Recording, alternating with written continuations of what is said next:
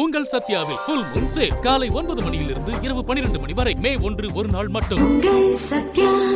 மும்பையில் ரூபாய் 1745 கோடி மதிப்பிலான கொக்கைன் போதைப் பொருட்கள் தற்போது பறிமுதல் செய்யப்பட்டிருக்கிறது. கூடுதல் விவரங்களை எமது செய்தியாளர் ரமேஷ்குமார் வழங்கிட கேட்கலாம்.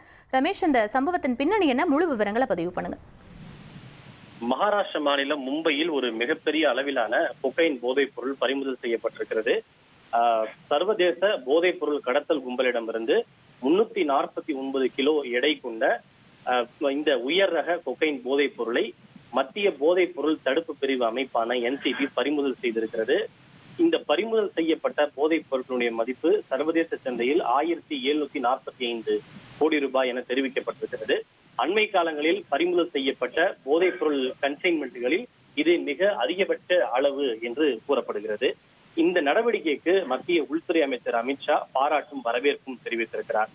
குறிப்பாக போதைப் பொருள் கும்பலை ஈவு இரக்கமின்றி நசுக்குவதற்கு மத்திய அரசு உறுதி பூண்டிருப்பதாகவும், ஒரு சிறிய சரக்கை கண்டறிந்து பெரிய வலையமைப்பை பிடித்ததன் மூலம் அடிமட்டத்திலிருந்து மேல்மட்டம் வரையிலான அணுகுமுறைக்கு இது முன்னோடி உதாரணமாக திகழ்வதாகவும், இந்த மகத்தான வெற்றிக்காக நேஷனல் நார்காட்டிக்ஸ் பியூரோ என்று சொல்லப்படுகின்ற NCBக்கு தன்னுடைய வாழ்த்துக்களை தெரிவித்துக் கொள்வதாக அவர் குறிப்பிட்டிருக்கிறார். விவரங்களுக்கு நன்றி ரமேஷ். உங்கள் சத்யாவில் ஃபுல் மூன் சேல் காலை 9 மணியிலிருந்து இரவு 12 மணி வரை மே 1 ஒரு நாள் மட்டும்.